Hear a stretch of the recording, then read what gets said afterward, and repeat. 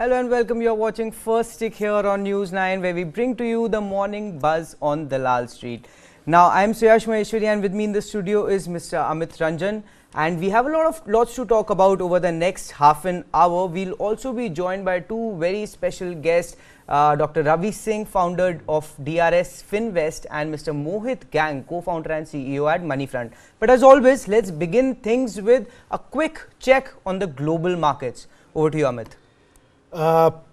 Green again in the US markets. The S&P 500 closed higher after its biggest daily drop of 1.5% on Wednesday. So S&P 500 closed in the positive at 1.03%, Dow Jones positive 0.87%, Nasdaq in the positive at 1.26%. All three major US indices closed higher after third quarter GDP percentages came in, and there were indications that the rate cuts, federal rate cuts, are going to happen, and they are in the offing. So it was on the back of that, and it was the closing of all the major indices in the positive continued to be back on track for an 8th straight week in the positive. It was just a blip. Coming to the European markets, they were in the red yesterday. Stocks 600 closed in the negative at 0.21%. Nikkei is in the positive at 0.19%. Interesting one is Hang Seng. At 9:30 a.m. it was in the positive at 0.08%. It is, as we speak, it's in the negative at minus 0.43%. So that is volatile today. All right, that's the view on global markets. And I mean, if you look at US markets, they have been on a tremendous rally, as have we been. And the rally over there was largely led by big tech. But it's getting broader now, as you can see from the participation in the Russell 2000 group of stocks. And on the back of this positive momentum, Indian markets have in fact opened in the green, with the first tick for Nifty coming in at 21,295 mark. Sensex at open had also reclaimed 71,000 levels. But markets have since spared some of these early morning losses. As of 9:30 a.m. we were trading flat. Nifty was down marginally by about 0.04%, sitting above the 21,250 mark. Sensex, on the other hand, has slipped below the 71,000 levels and was down 0.02% at 70,862 sort of levels. Now, mid cap and the small cap indices, which Amit, if we recall, on Wednesday they saw a crash of about 3 to 4%. Now they have recovered about 71% of that entire fall from the peak to the bottom, and they continue to stage a recovery. Even so, today Nifty Midcap 100 as we speak is up about 0.5%, and it's slowly inching back towards a 45,000 level mark. In fact, it opened at 45,000, slipped below it, and it's making a recovery to those levels once again. The small cap index is also flirting with the 15,000 mark. The index is up about 1% as of 9:30 a.m. It was sitting at 14,830 mark. And Amit, what I like to see is a reduction in volatility. That's also coming down nicely. India VIX is down 0.65%. We were seeing 15 sort of levels we have not seen throughout the year, but now we are back comfortably below the 14 mark, and that's where we have been pretty much for the entirety of December. But to carry this conversation forward, let's also bring on board Mr. Ravi Singh, founder at DRS FinCap. Now, hello sir, welcome to the show. Thank you for joining us here on First Stick. Now, after Wednesday's crash, markets have made a strong recovery and continue doing so even today. Now we have retraced about 50% of that entire fall from the peak to the bottom.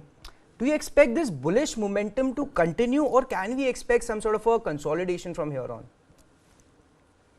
Yeah, you have rightly said that. If you compare with the historical data, then we find after 15th December to till 15th January, the volume are less, and the history is repeated again and again. And maximum, the point is that this time Indian market is performing very well, and small cap and mid cap has given return of 42% to 46%. So this type of sell-off we can expect. And now the recovery is also because most of the investors, they are waiting for the fresh buying of these stocks, or you can say that in large cap and mid cap. So correction is healthy correction. So that's why we have seen very fast recovery. But yeah, still market undertone is up, and I think Nifty will achieve a new milestone in next year. Wow, Nifty will achieve a new milestone next year. Now, Bank Nifty, Ravi, has been a laggard for the majority of the year. December, it started to participate. We saw returns of about 8% before this week. From there, the index corrected by about 1100 points, but we have seen a massive recovery of about 900 points. What's your view on Bank Nifty? Can the outperformance continue over there, considering the giant has finally woken up? Yeah, in a technical level, definitely the upward momentum is again going on, and for the support and resistance, if you want to see, so the clear cut, there is a strong support at now 47,650, and resistance is there is 48,000. So there is a psychological resistance they can follow, but overall trend is up, and I think we may touch the level of 48. 100 and 4800 48,300 in end of this in the end of this December. And also Nifty is also facing the resistance around 21 380 levels, and support around 21 180 levels. So investor may do the trading between these range, and they may follow this level for intraday. Good morning, Dr. Singh. I'll drive your attention to the recovery again, and two heavyweights are the ones who have led the recovery: HDFC Bank and especially Reliance Industries. Reliance Industries in the last 5 days has been up almost 2.3% in gains. HDFC 1.4% around that. What do you make of these two stocks, and especially Reliance? It has been rising consistently. That is one. Two, do you see it coming back to the 2,841 peak that it had touched in August in the near term? See, the overall structure is very good for the Reliance, and we are on daily chart, we facing the resistance around 2,600 to 2,580 levels. So once it cross above the level, then definitely we may see 2,800 or 3,000 level in next, you can say 2024 March or April. So the strong bullishness is, I think, going on, and investor is also making the buy side positions. And we have seen that lot of mutual fund, they are increased their position in Reliance Industries. So the chart structure is good, and I think any correction may again generate the fresh buying momentum also.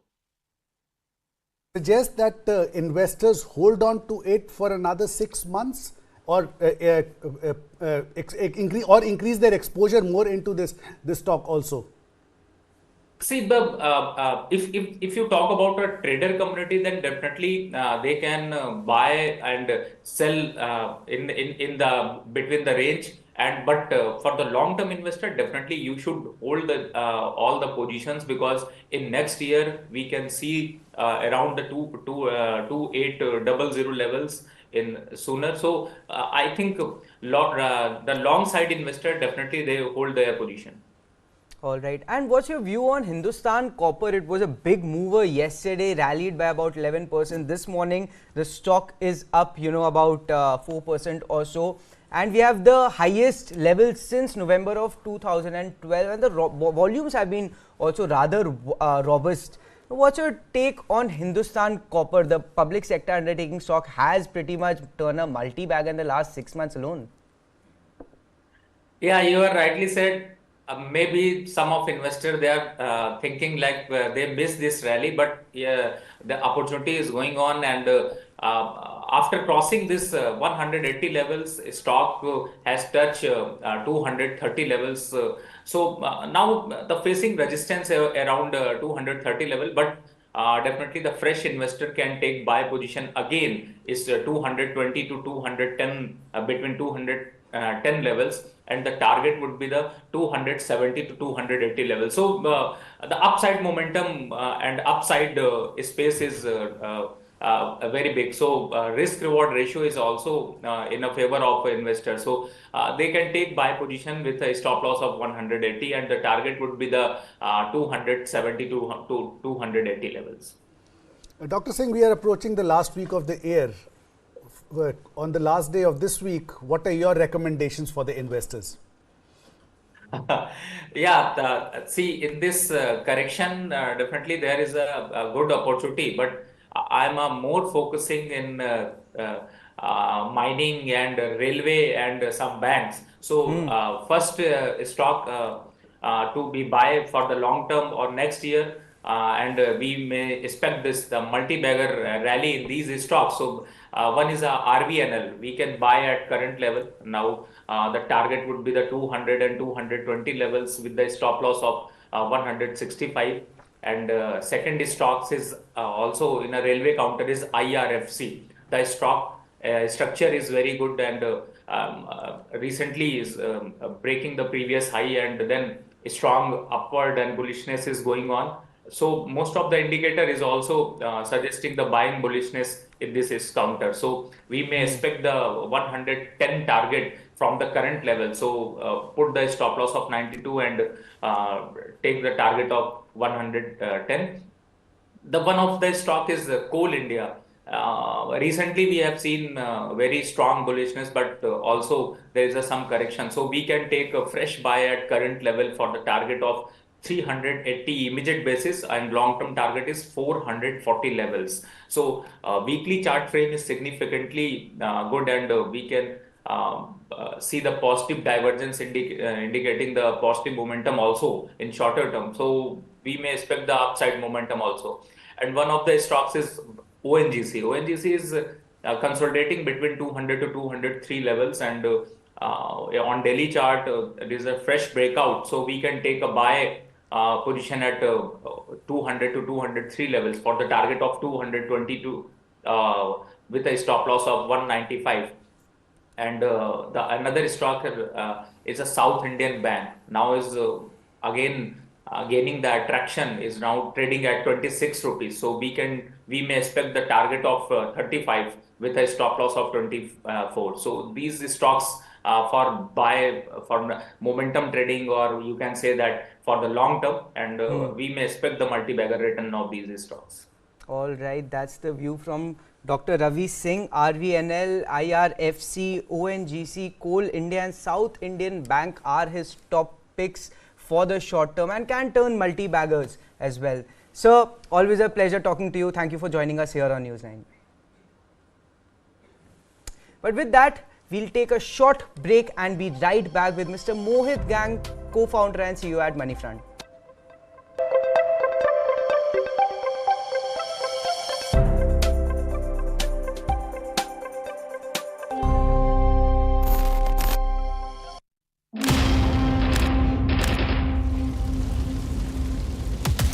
The scale of the attack was something that we were surprised at.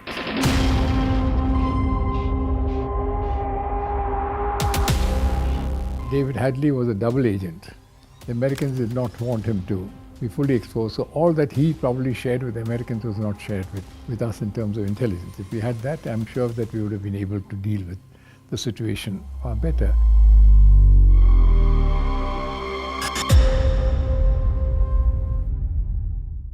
This and more streaming on world's first news OTT, News9 Plus. Download now. Pakistani spy agency ISI's sinister plan to target India. Training women to honey trap top civil and military officials. Counter honey trapping ops initiated by India. But gullible victims still caught in the web. Top military intelligence experts break down the web of deception. Colonel Hani Bakshi explains the phenomena of honey trap.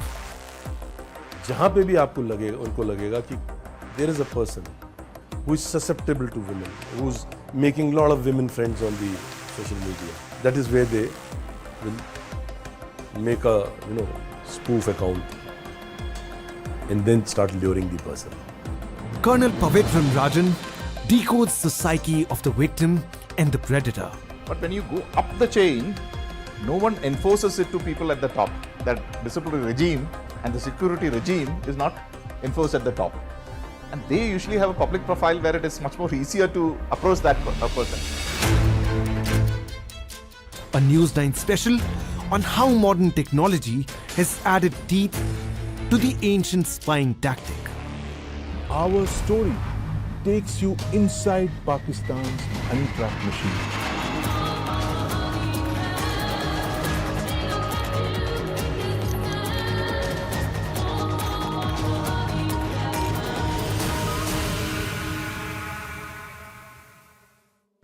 This and more, streaming on world's first news OTT, News9 Plus.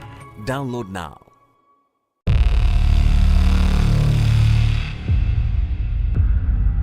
वर्ष 2070 तक Bharat net zero का लक्ष्य हासिल करेगा.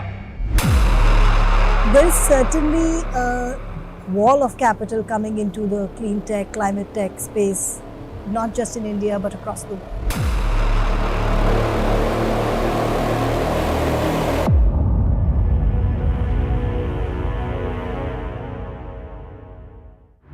This and more, streaming on world's first news OTT, News9 Plus. Download now.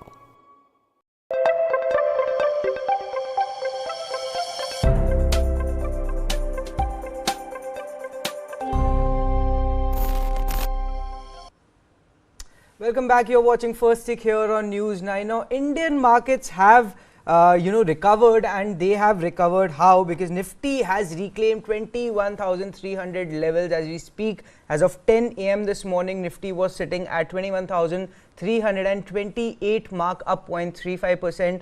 Sensex also has reclaimed 71,000 mark, and it's just about 50 points above that. Mid-cap and the small-cap indices continue to build on to the morning gains. The Nifty Mid-cap 100 index has in fact moved beyond 45,000, and it's currently hovering above the 45,100 mark, and the small-cap index is just about 97 points shy of the 15,000 levels. And India VIX is also, that has not moved up much. It's at about 13.76 sort of level, so that perhaps augurs well for the bulls. But with that, let's also bring on board Mr. Mohit Gang, co-founder and CEO at Moneyfront. Now, Mohit, the last time we spoke a couple of weeks back, it looked like we were in some sort of a Goldilocks sort of a situation. BJP had just won state elections in the Hindi-speaking heartland, giving investors hope that there will be political continuity in India. The numbers were great, GDP numbers were stronger than expected, and on the basis of that, the markets staged a tremendous sort of a rally. Do you think these bullish factors are now priced in? And what are some of the risk factors that you're looking for stepping into 2024? Yeah. Hi. Morning, Suyash. Always a pleasure to be speaking with you. Look, I think last time around when we spoke, I think BJP just swept the largest Hindi heartland elections in this country, and which I think gave us confidence to the market that there might be a continued stability in the government, its policies and everything. And I think the central elections in 2024 would repeat the pattern. And I think markets have completely factored in that thing in the sudden rise which we saw.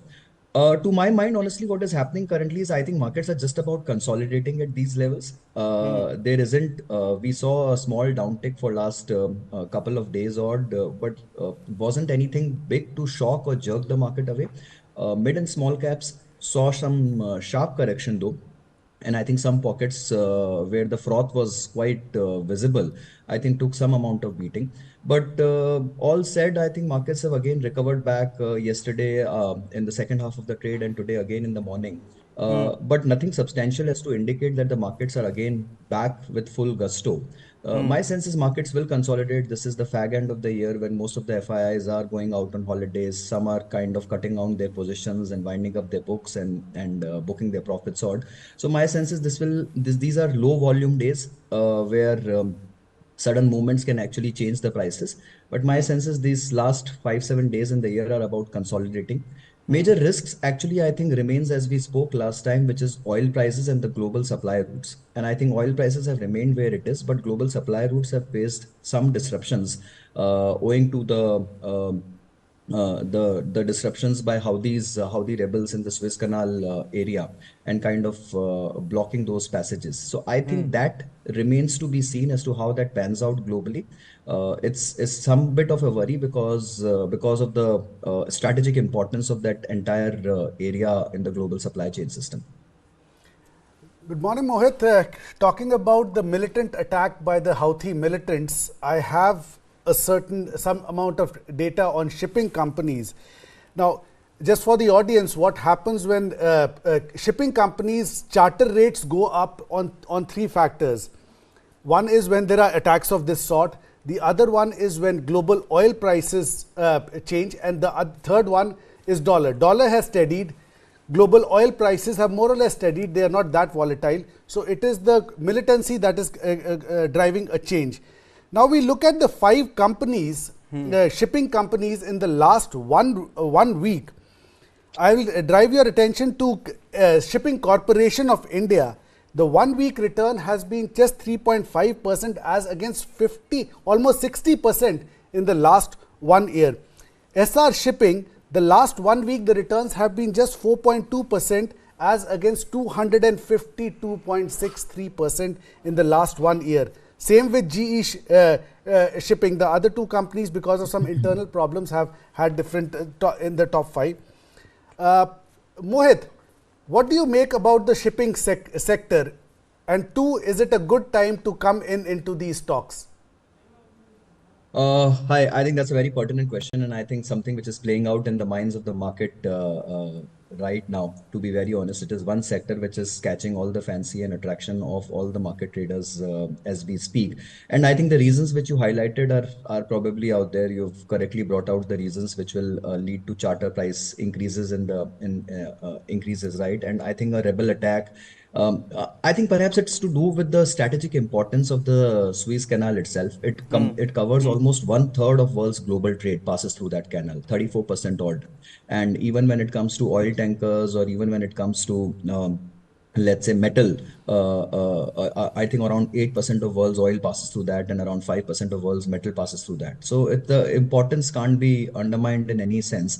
And if ships have to ferry along the Cape of Good Hope, which is the longest route through South Africa and all, it will increase number of days, it will increase insurance costs, it will create delays in the global supplies, it will lead to perhaps some bit of inflation in some economies of the world, and so on and so forth. So the implications are far and wide. But I think one sector which imminently benefits from this, or maybe perhaps 2 sectors which imminently benefits from this, are the shipping companies and the insurance companies.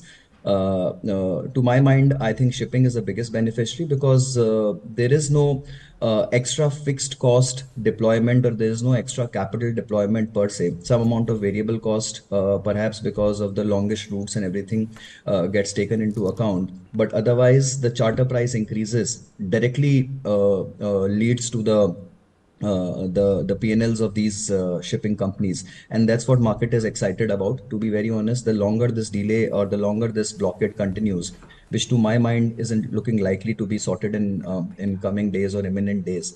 So my sense is yes, this could create a long time frame where we can see supernormal returns coming from all the shipping companies going forward. So to me, the sector is looking extremely attractive right now. From a short-term trade perspective, we are quite bullish on this. Mohit, just carrying on that, there is one more report that has come out from CRISIL, which has projected a revenue drop in shipping companies of 5 to 7%. But this is as against in the next fiscal. But this is as against a steeper fall that has already happened this year of 23.25%. Do you still hold on to what you had recommended as far as the shipping sector is concerned? Look, Amit, I think my prognosis is more basis the short-term situation which is arising out. This is an special situation, kind of an event where a particular major global passage route has got impacted because of whatever terrorist attacks or so on and so forth, right? So I think in a short-term trade, from a short-term trade perspective, this is looking extremely attractive because, as I said, the charter price increase will directly yield into the P&Ls of these companies. So the impact is fairly direct without having a substantial impact on the cost side or on the balance sheet side of the companies. And hence, I think this is what market is factoring in. And the longer the situation stays out, my sense is, look, this is now once done. This is almost done for like a couple of months or a quarter at least, because it's very difficult for these kind of escalations to ease off pretty soon, right? So I think from that perspective also, it looks very attractive from a attractive trade from a quarter or a half yearly perspective. Now, Mohit, as you rightly pointed out, this crisis has implications on both oil and global trade. If this crisis persists, if it extends, what could be the potential impact for us in India? Look, I think India gets impacted only if there is a major escalation on the oil prices, right? And oil prices have been tapered off, has tapered off late. My sense is anything below $80-85 on the Brent is fairly okay with India. Anything where oil crosses 90, I think starts hurting us. Around 100 at pinches is very bad. And I think till such time that it is above 90 level, we don't have to really worry about the oil economics playing out there. But yes, we always have to keep one eye on the oil. I think because which will and which continues to remain the biggest determinant of Indian markets.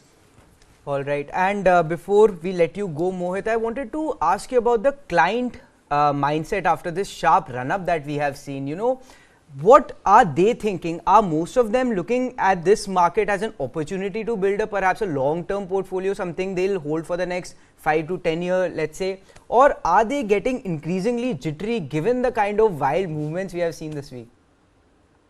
Look, Suresh, I have always maintained, and we have been out there in the public with one statement of ours for last whatever 6 months or a year or so, that the cost of staying out of this market is extremely high, rather than cost of staying in and facing a correction if there is any likely. We haven't seen a substantial correction for almost like 6-9 months in this market now, and a very big sharp correction still looks highly unlikely unless all the risk factors which we have spoken about plays out to our detriment. So our continuous advice and recommendation to our clients has been that stay put with your asset allocations, don't overdo. Markets are absolutely expensive, but given the kind of momentum which we are seeing, given the kind of domestic flows which are there, given the kind of new money which will enter in the Indian markets come January, right? We have already heard news of some US pension funds entering indices where India will be a part of their global allocations, and then come June we will have bond inclusions in the JP Morgan bond index, so on and so forth. So there's a lot of money waiting on people to enter Indian markets, and I think all this will have positive impact. The bond money which comes in will perhaps ease off our yields, even if the rates don't come out, and the yields easing will lead to a huge credit boost in the economy. And once the elections are done and passed, we perhaps could see a revival in the credit cycle by the private companies also. Till now, we have only been witnessing a public expenditure kind of a scenario which government has been doing in this country. But once the private companies participate, I think it will be a tremendous show. So my sense is people have to stay invested. Someone who's still not entered in, my recommendation is to enter as soon as possible. Any delay is perhaps hurting the investors a lot. But yeah, take calculated calls. You can't jump in with all your capital right now, I think. And markets will give you those pockets of opportunity to enter in at right times and right spaces. All right. Stay invested. And if you have not already entered the markets, make sure you do it now. That's the word from Mohit Gang. Sir, always a pleasure talking to you. Thank you for joining us here on First Sec. Thank you.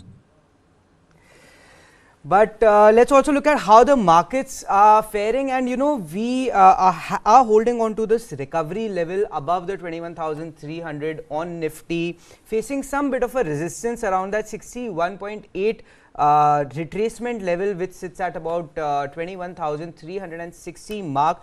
That has been the high of the day so far, so maybe that will be a crucial resistance for us to track throughout the session. Once the index is able to break above it, according to Fibonacci retracement levels, the next level to watch out will be 21,459. Now moving on, Sensex has also been holding on to the morning gains. In fact, it's trading above 71,100 mark now, and Nifty mid-cap is also up about 1%, just below the 45,200 sort of levels. The small cap index is up almost 1.5%, and volatility index India VIX is sitting at 13.77. But with that, it's a wrap on this edition of First Take. Keep watching News9.